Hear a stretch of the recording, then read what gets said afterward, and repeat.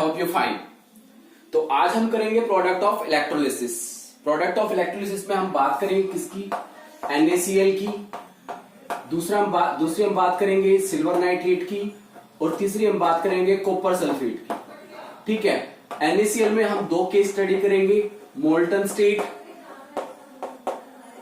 और aqueous state. और AgNO3 में हम बात करेंगे किसकी, सिल्वर प्लेटिनम इलेक्ट्रोड और रिएक्टिव इलेक्ट्रोड।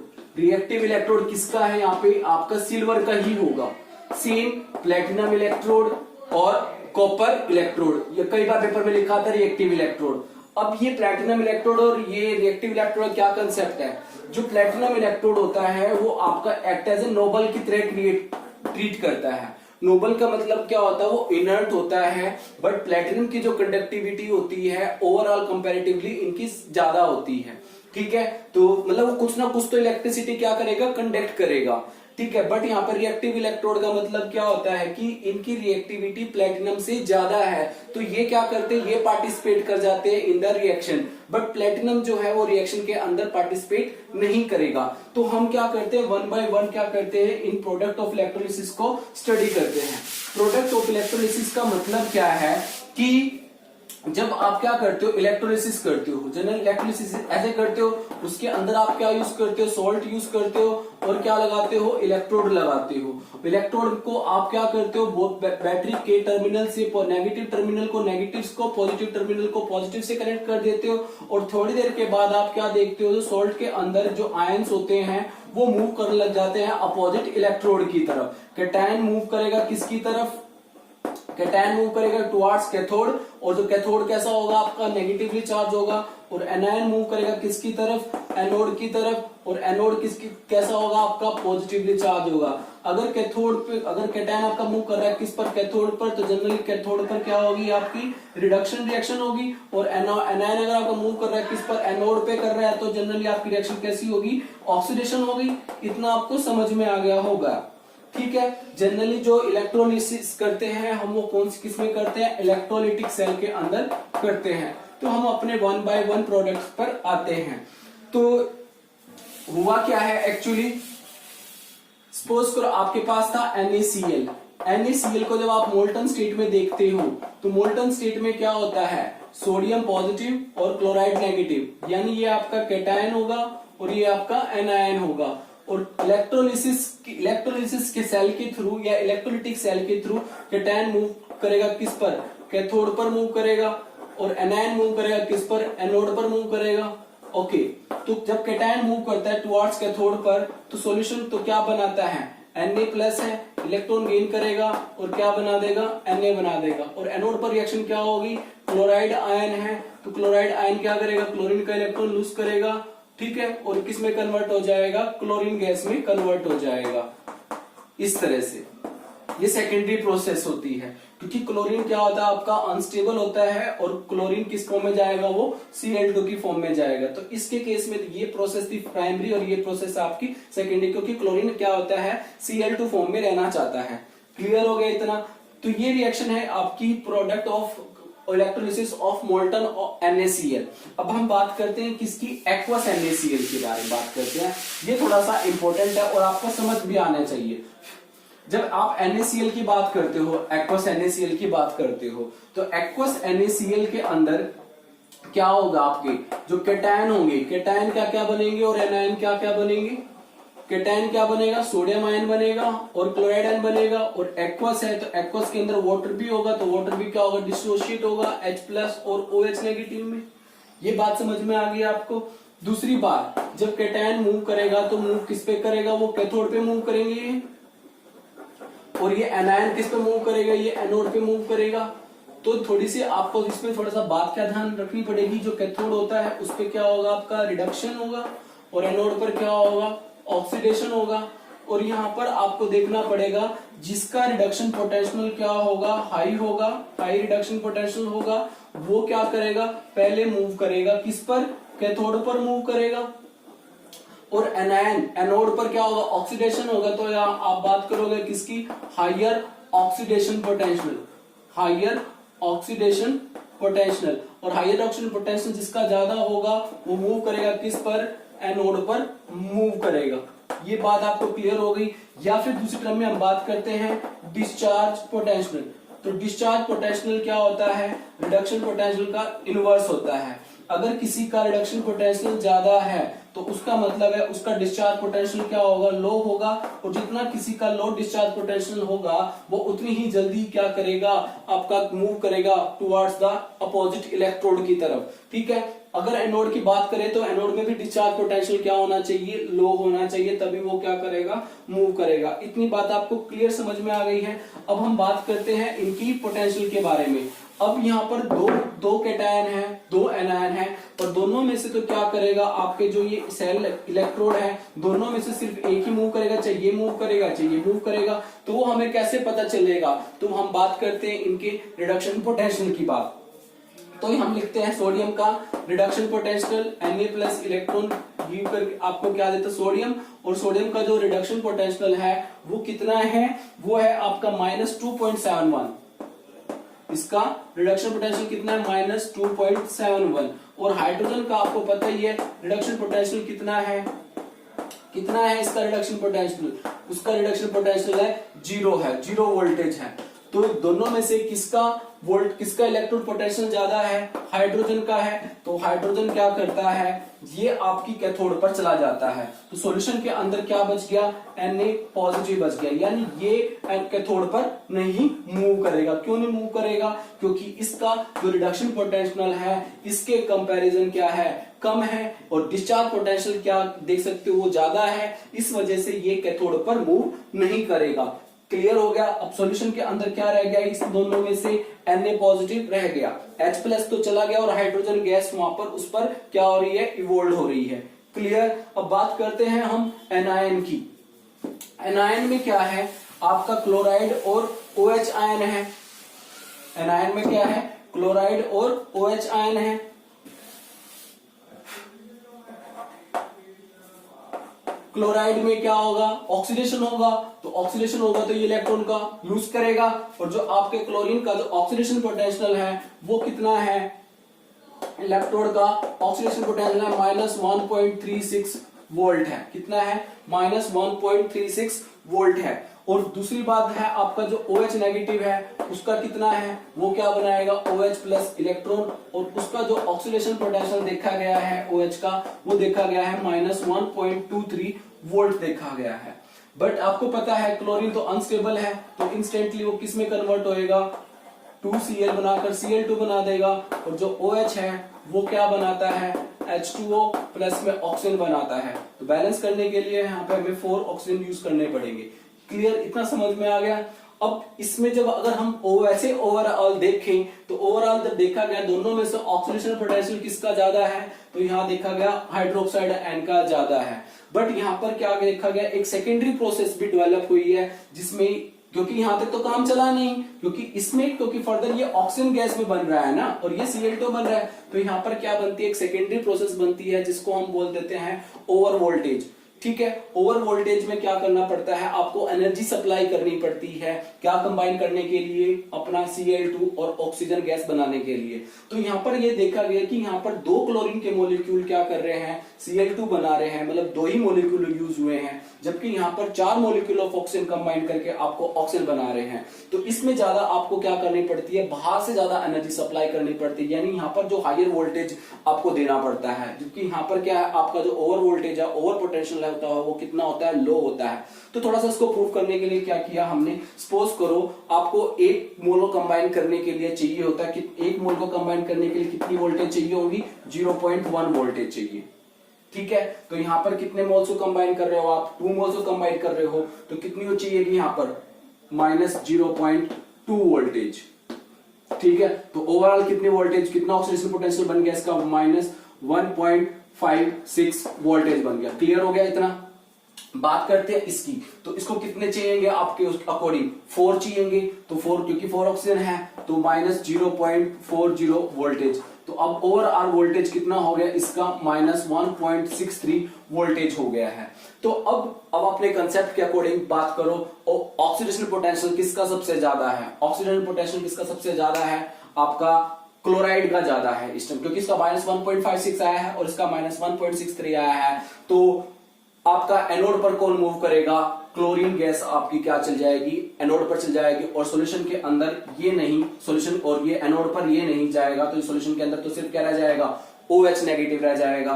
तो यानी आपका सॉल्यूशन में क्या क्या रह गया, Na+ रह गया और OH नेगेटिव रह गया। तो एक तरह से आपका जो सॉल्यूशन हो गया वो क्या हो गया, बेसिक हो गया, यानी pH क्या होगी उसकी >7 हो गया। ठीक है, कई बार आपसे क्वेश्चन पूछ लेते हैं कि आफ्टर NaCl के, जब आप एक्वस NaCl के क्या करते हो, प्रोडक्ट इलेक्ट्रोलिसिस करते हो, तो उसका जो सॉल्यूशन होता है वो कैसा होता है, तो आपको पता चल जाएगा वो बेसिक होता है। कैसे, इस तरह से। तो आप जब भी पेपर में आएगा तो आप इसकी कैथोड की रिएक्शन लिख के दिखाओगे, एनोड की रिएक्शन लिख के दिखाओगे, और जो सॉल्यूशन के अंदर बच जाता है वो बताओगे कि सॉल्यूशन के अंदर क्या बच गया। क्लियर हो गया। अब हम बात करते हैं किस पर, अपने AgNO3 पे। ये तो क्लियर हो गया होगा आपको, ओवर वोल्टेज पोटेंशियल वाला सिस्टम। दूसरा अगर हम बात करें किसकी, AgNO3 की,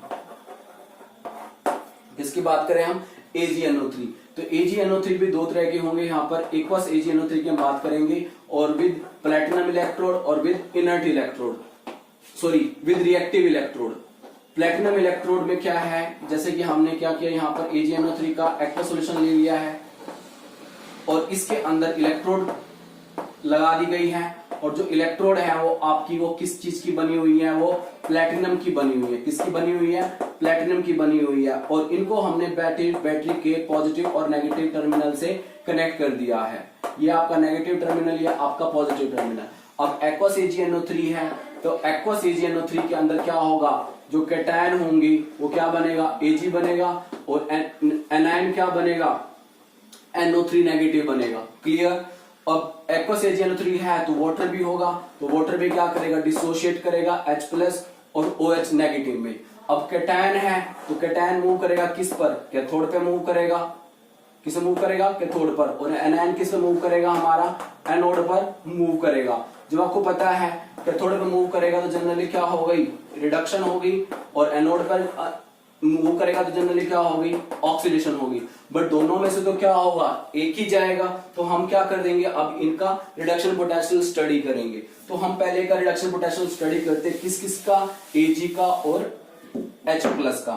तो जब हमने क्या किया, Ag का रिडक्शन पोटेंशियल देखा, वो कितना मिला हम मुझे, Ag का जो रिडक्शन पोटेंशियल है वो मुझे मिला पॉजिटिव 0.80 वोल्ट, और हाइड्रोजन का जब स्टडी किया गया इलेक्ट्रोड पोटेंशियल, रिडक्शन पोटेंशियल, वो कितना देखा गया, 0.0 वोल्ट।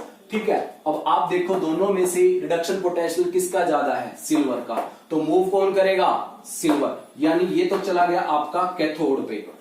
ठीक है। अब सॉल्यूशन के अंदर क्या रह गया आपका, H+। Mind it. ओके।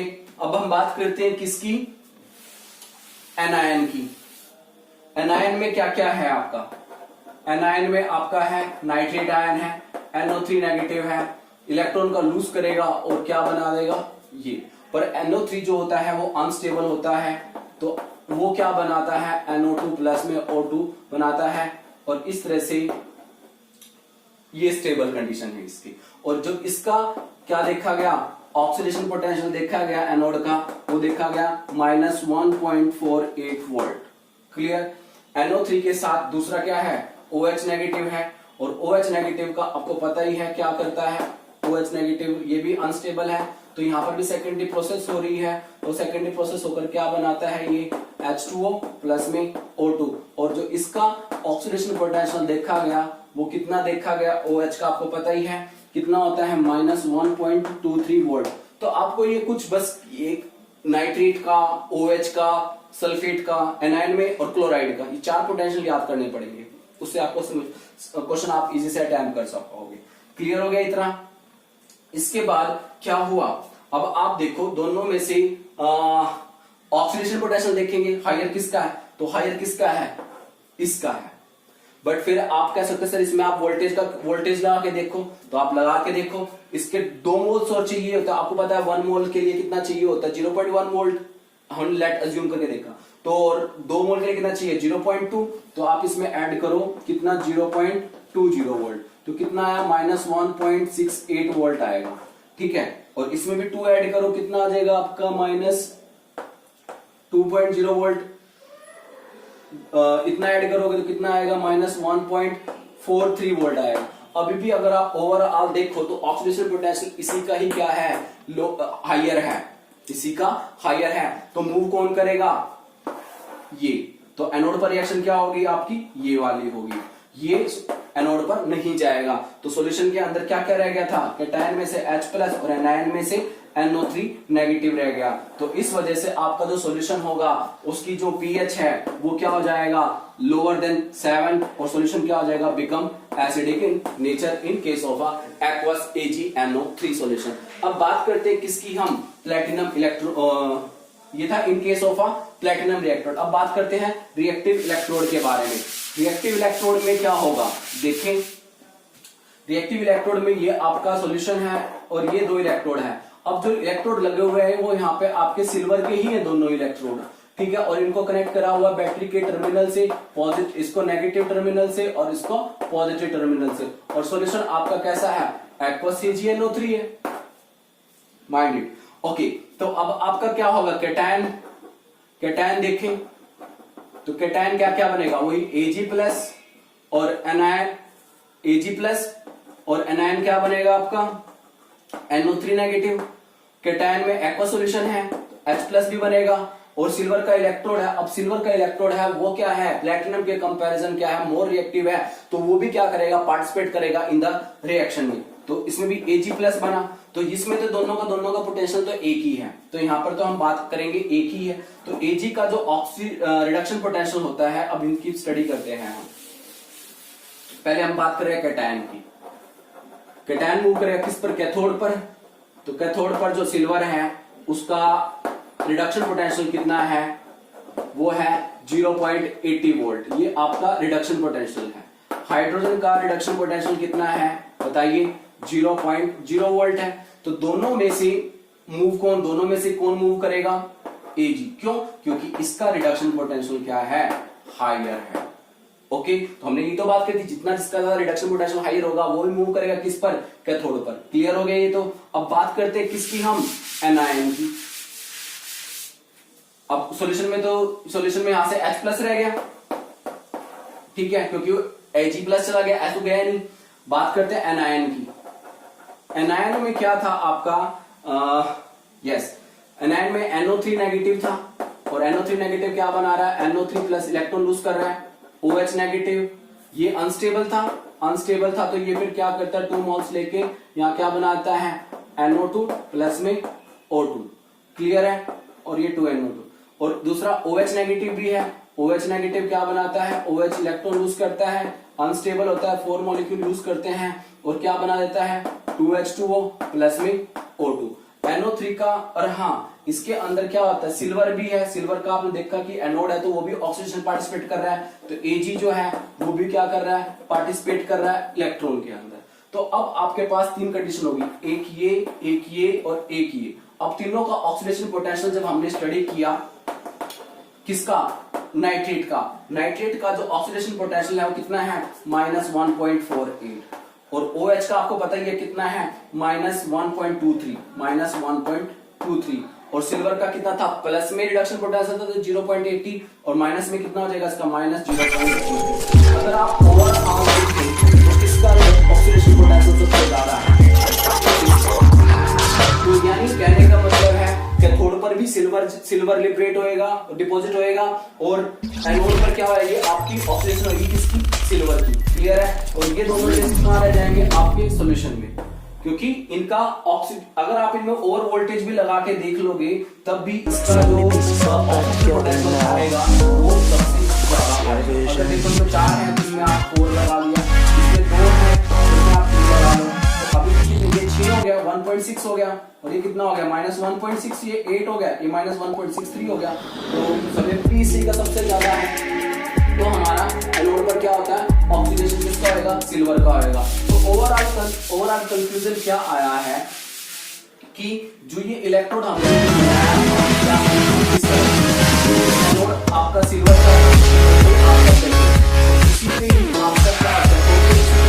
जो सिल्वर यहाँ पे जो आयंस की फॉर्म में आ रहे थे वो धीरे धीरे ये वाला कैथोड जो आपका एनोड था, ये आपका Ag आपका कैथोड है, ले लिया हमने, और एक क्या लिया हमने एनोड।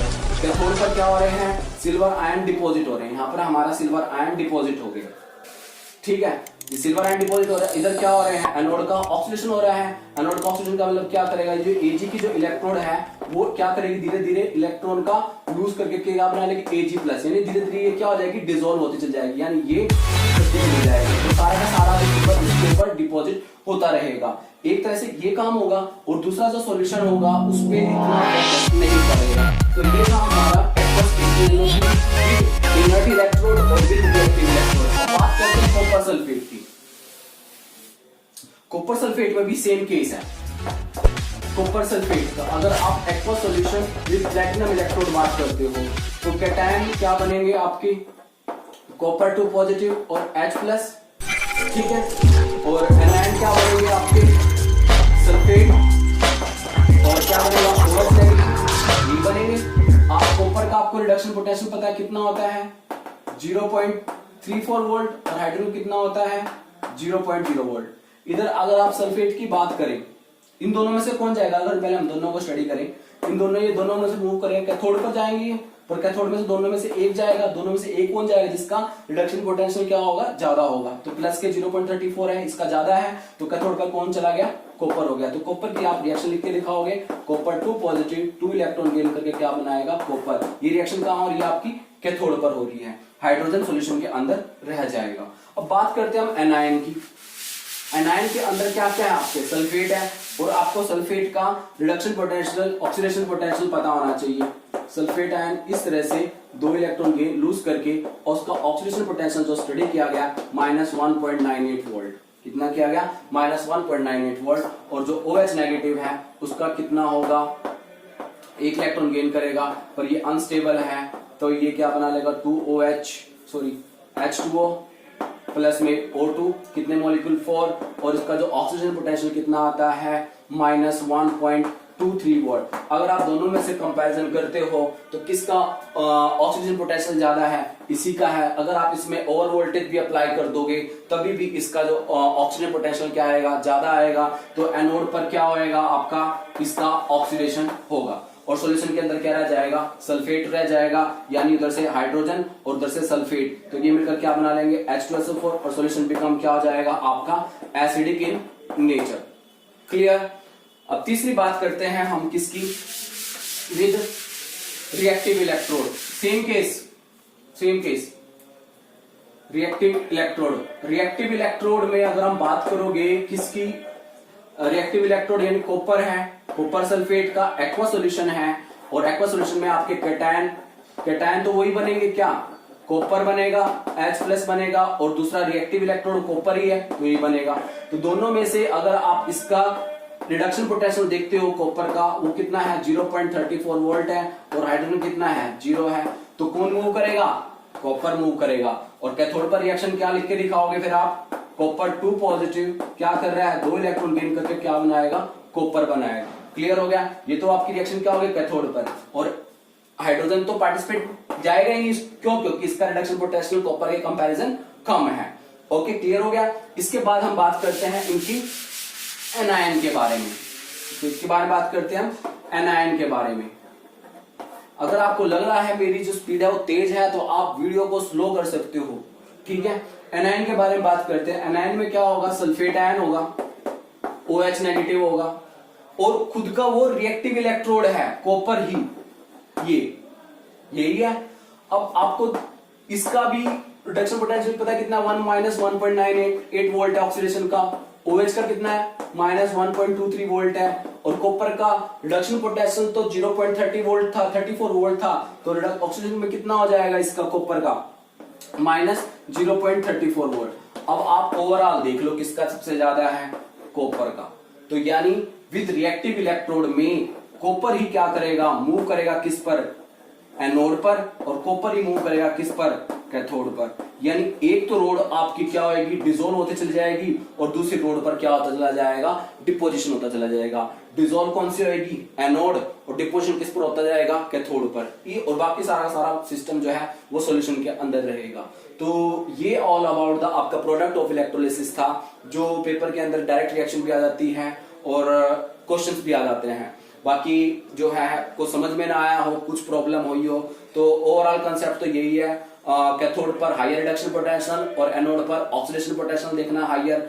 अगर फिर जो एनोड पर हमने मेनली एनायन में बात करी थी ओवर वोल्टेज की, ओवर वोल्टेज आपको मैंने बता दिया था। अगर अनस्टेबल होता है तो हम सेकेंडरी प्रोसेस लगाते हैं, सेकेंडरी प्रोसेस में हम बाहर से जो वोल्टेज देते हैं वो ऐड करके ओवरऑल वोल्टेज देखते हैं। अगर उसका ऑक्सीजन पोटेंशियल क्या हो जाता है, लोअर हो जाता है, तो वो पहले प्रेफर कर जाता है। This is all about the product of electrolysis. Thank you, और वीडियो को लाइक जरूर करें।